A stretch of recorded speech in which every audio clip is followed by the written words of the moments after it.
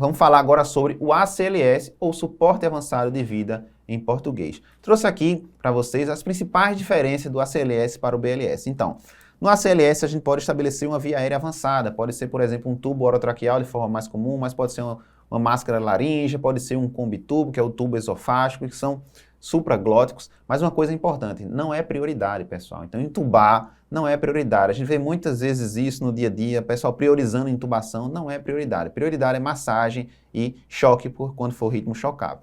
Mas uma vez uma via aérea estabelecida, a gente não precisa mais sincronizar a respiração com as compressões torácicas. Então, a gente faz de forma assíncrona a ventilação, uma a cada 6 segundos, corresponde a 10 por minuto. E existe a recomendação de a gente colocar o capnógrafo para confirmar a posição do tubo. Então, não basta a gente checar a ausculta nos 5 pontos, a gente tem que colocar o capnógrafo, está recomendado no ACLS. No ACLS, a gente também tem a possibilidade de fazer drogas, fazer medicações. O acesso preferencial é o venoso, e aqui, pessoal, é o venoso periférico, não é o venoso central. Muita gente quer pegar central no contexto da PCR, esqueça. O periférico é o de escolha. Não conseguiu o periférico, a gente lança mão do intraósseo, especialmente transtibial, e se a gente não conseguir ainda, tem a possibilidade de fazer pelo tubo orotraqueal. Quais são as drogas que a gente utiliza? Amiodarona ou lidocaína, a gente também pode utilizar adrenalina ou epinefrina. Pelo tubo orotraqueal, a gente faz as drogas terminadas do mnemônico NEL. Naloxona, que a gente vai fazer só na intoxicação por opioide, epinefrina e lidocaína. Pelo tubo, a gente não faz amiodarona. Na FV e TV sem pulso, o que é que a gente faz? Desfibrilação, tá aqui bem grande, essa é a medida mais importante. Além da desfibrilação, a gente faz a adrenalina, tá certo? 1 miligrama, a gente começa no segundo ciclo, aqui após o segundo choque, porque a gente só considera o segundo choque como parte do ACLS, o primeiro choque a gente considera como parte do BLS, então no segundo ciclo, após o segundo choque, a gente faz a adrenalina 1 miligrama em bolos. Depois a gente pode fazer a amiodarona no terceiro ciclo, a gente faz 2 ampolas, 300 miligramas. Depois, mais uma vez, no ciclo seguinte, a adrenalina, 1 miligrama. E no quinto ciclo, a gente faz uma segunda dose de amiodarona, 150 miligramas, 1 ampola, e não faz mais amiodarona, só faz essas 2 vezes. A partir daí, a gente fica fazendo adrenalina a cada 3 a 5 minutos, lembrar sempre de procurar e corrigir causas. A amiodarona pode ser substituída por lidocaína, André? Pode sim, certo? A biotamento, a gente faz a amiodarona, é a primeira escolha, mas lidocaína também pode ser feita.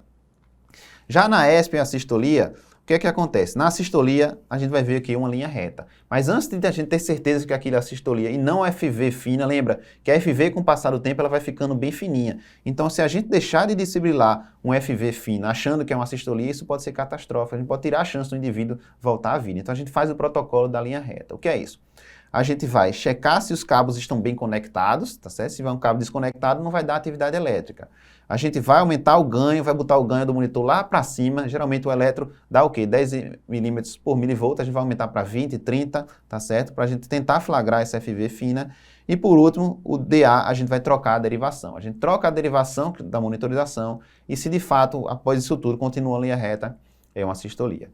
Na ESP e a sistolia, mais do que na FV e TV, a gente tem que procurar e corrigir as causas. Porque se a gente não fizer isso, dificilmente o indivíduo volta à vida. O prognóstico na sistolia é muito ruim. Cerca de 7% dos pacientes só conseguem ter uma sobrevida, só conseguem sair do hospital.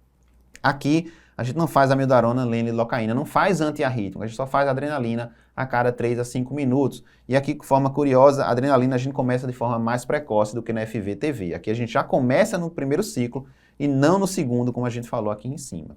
E mais uma vez, pelo amor de Deus, não caiam nessa pegadinha, a gente não choca, a gente não desfibrila a ESP e a sistolia, são ritmos não chocáveis.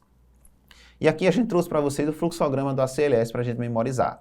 Então, identificou o PCR, a gente começa a ressuscitação cardiopulmonar, fornece oxigênio, coloca o monitor, ou o monitor do hospital, ou então o próprio desfibrilador que serve como monitor, e vai ver logo a primeira coisa se o ritmo é chocável. Se for um ritmo não chocável, a sistolia ESP, a gente começa a epinefrina, isso é uma ressalva da atualização mais recente do ACLS, então a epinefrina a gente faz de forma mais precoce, e aí fica fazendo o quê?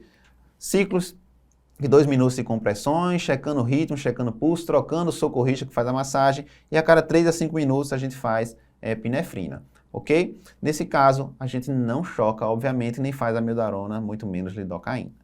Se for FV ou então TV sem pulso, a gente choca, certo? Após o choque, inicia a RCP de imediato, não checa pulso nesse momento, providencia acesso intravenoso ou intraósseo e após 2 minutos, novamente, a gente vai checar o ritmo. Se for um ritmo não chocável, passa para a ESP e a sistolia. Se for um ritmo ainda chocável, a gente administra o segundo choque, tá vendo? O primeiro choque foi do BLS, então esse segundo choque é o primeiro do ACLS. Então, segundo choque, a gente volta a RCP e já faz a epinefrina. Depois de 2 minutos, novamente, checa o ritmo continua um ritmo chocável, a gente dá o terceiro choque e após o terceiro choque, volta a RCP e agora é hora de fazer a amiodarona ou lidocaína. Lembrar sempre de tratar causas reversíveis, tanto nos ritmos chocáveis, mas especialmente nos ritmos não chocáveis. Ok? Lembrar que não devemos usar atropina e nem marca-passo na parada cardiorrespiratória. Antigamente se recomendava isso para a ESP, para a sistolia, hoje em dia não faz mais. Vasopressina já se recomendou mais fazer em substituição à adrenalina. Hoje em dia a recomendação é classe 2B, então esqueçam também vasopressina no cenário de PCR. É epinefrina mesmo e atropina e marca-passo não se faz mais. Uma coisa que vem sendo recomendada nas últimas atualizações é a capnografia, não só para a gente checar o posicionamento do tubo, mas para a gente avaliar alguns parâmetros de qualidade da nossa RCP e de prognóstico. Por exemplo, a capnografia vai registrar a pressão de CO2, do dióxido de carbono, em função do tempo, a pressão de dióxido de carbono exalada pela respiração do indivíduo. Então, quando a gente tem esse valor menor do que 10 milímetros de mercúrio durante a RCP, significa que a RCP não está de qualidade. A gente precisa melhorar a qualidade das nossas compressões. Também a pressão arterial diastólica, naqueles indivíduos que já têm um monitor de pressão arterial invasiva instalado, o indivíduo está na UTI por acaso, a gente também pode utilizar a pressão arterial diastólica. Menor do que 20 também é um sinal de que a gente tem que melhorar a RCP. Se o indivíduo tem uma PCO2 exalada menor do que 10 milímetros de mercúrio por mais de 20 minutos durante a PCR, a gente pode considerar o fim da RCP, porque isso é um parâmetro de pior prognóstico. A gente não vai se basear exclusivamente nisso para parar a RCP, mas é um dos parâmetros que a gente pode utilizar. E se de repente o indivíduo está lá fazendo a ressuscitação cardiopulmonar e de repente o CO2 dele dá um pico para mais de 35, 40 milímetros de mercúrio, é uma grande chance de que ele tenha voltado à circulação espontânea, de que tenha havido retorno à circulação espontânea. Ok? Vamos seguir. Para procurar e corrigir causas de PCR, falei aqui durante a nossa abordagem da CLS, a gente tem os 5Hs e os 5T, são muito famosos, amplamente falados aí nos cursos de suporte avançado de vida.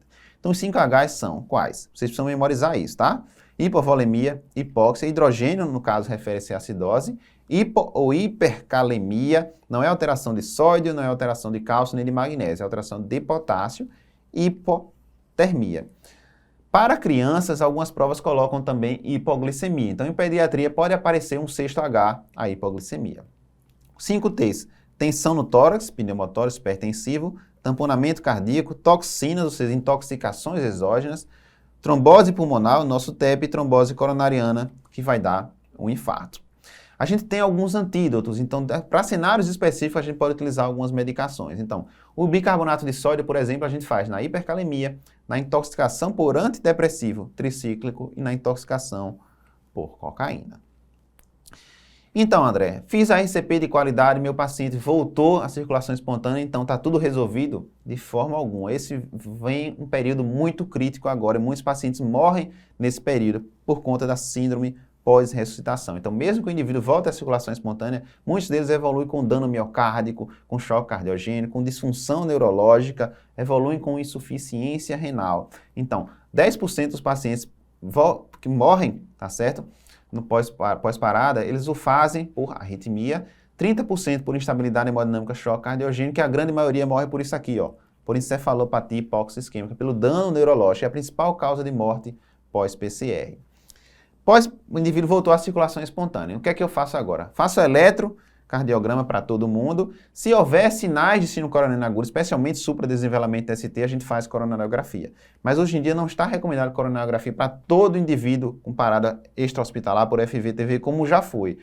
Hoje em dia a gente tem uma abordagem mais seletiva. A gente vai manter a circulação do paciente ok. A maioria dos pacientes evolui com hipotensão, então pode fazer volume, eles costumam tolerar bem volume, e droga vasoativa para manter um PAM maior ou igual que 65.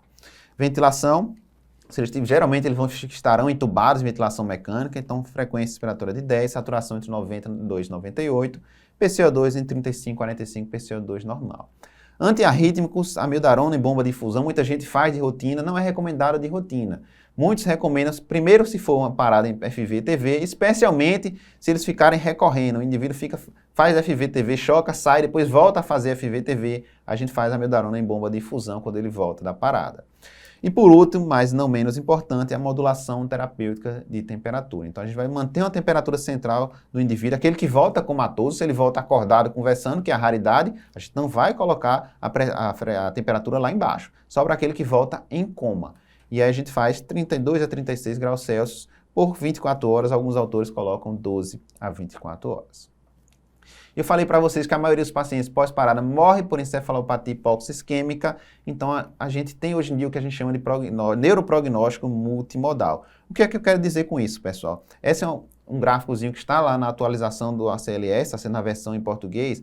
Eu quero trazer o seguinte, que nenhuma avaliação neurológica de forma isolada deve determinar o prognóstico do indivíduo. Então, geralmente a gente faz uma avaliação multimodal. A gente vai se basear com alguns exames laboratoriais, alguns colocam eletroencefalograma, exame de imagem, tomografia, ou melhor ainda, ressonância e a avaliação pelo exame físico. Mas uma coisa importante está aqui em destaque, tá certo, para a gente, é o seguinte, que o ponto de corte que a gente utiliza é de 72 horas, ou seja, antes de 72 horas, as avaliações são imprecisas. Então, se o indivíduo não tem reflexo de tronco antes de 72 horas, não significa que o prognóstico dele está reservado, tá certo? Que ele não vai sobreviver.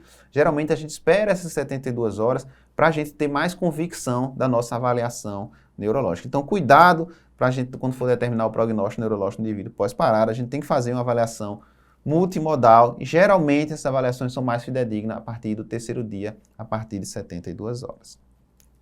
Algumas coisas que a gente teve que falar a respeito desse assunto diante da Covid-19. Então, diante de um paciente com Covid-19 suspeito ou confirmado, a gente tem que tomar alguns cuidados. Primeiro, a gente vai limitar o pessoal que vai abordar, que vai atuar sobre aquele paciente e usar equipamentos de proteção. Então, aquele peru, aquele doutorando que gosta de ficar lá piruando a RCP, ficar observando, tira ele. Tá certo? Se é suspeita de Covid-19, então, caso confirmado, tira ele para ele não se contaminar.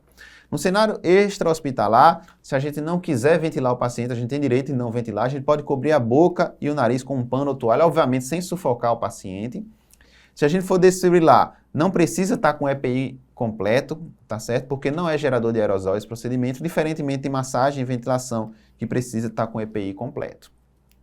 O ACLS do paciente suspeito ou confirmado COVID, a gente prioriza intubação orotraqueal. Por quê? Para colocar esse indivíduo num sistema fechado e não ficar produzindo aerosol para o ar, tá certo?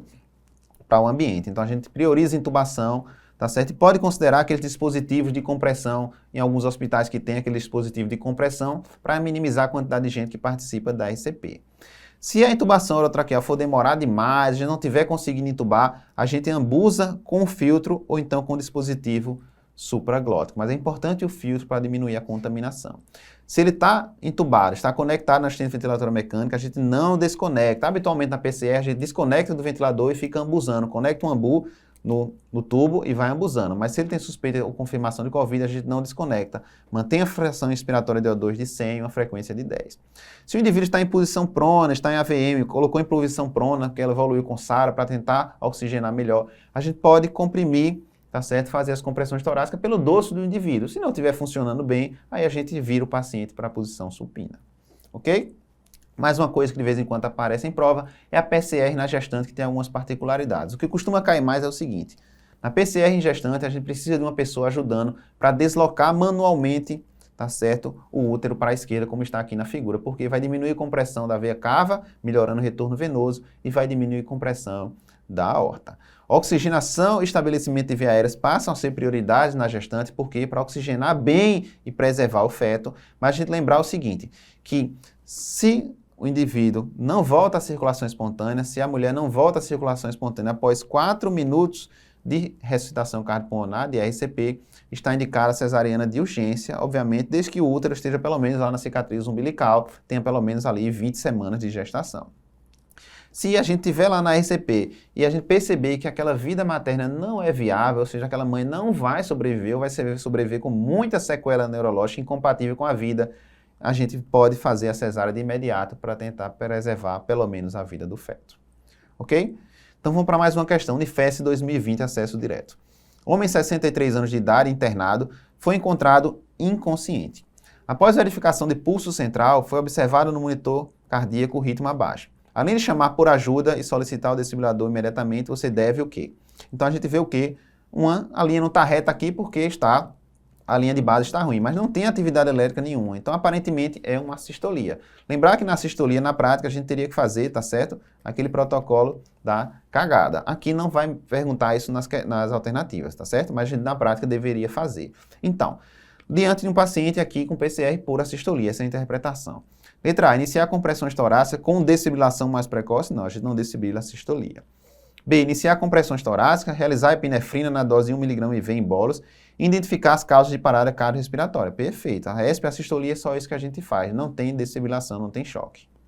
C, aplicar a desfibrilação imediata, já corta. D, instalar marca-passo. Eu falei a vocês que marca-passo saiu, tá certo, do protocolo de AESP, a sistolia. E aplicar a desfibrilação mais uma vez. Então não caiam nessa pegadinha. A AESP, a sistolia, a gente não choca, não desfibrila. Gabarito, portanto, letra B.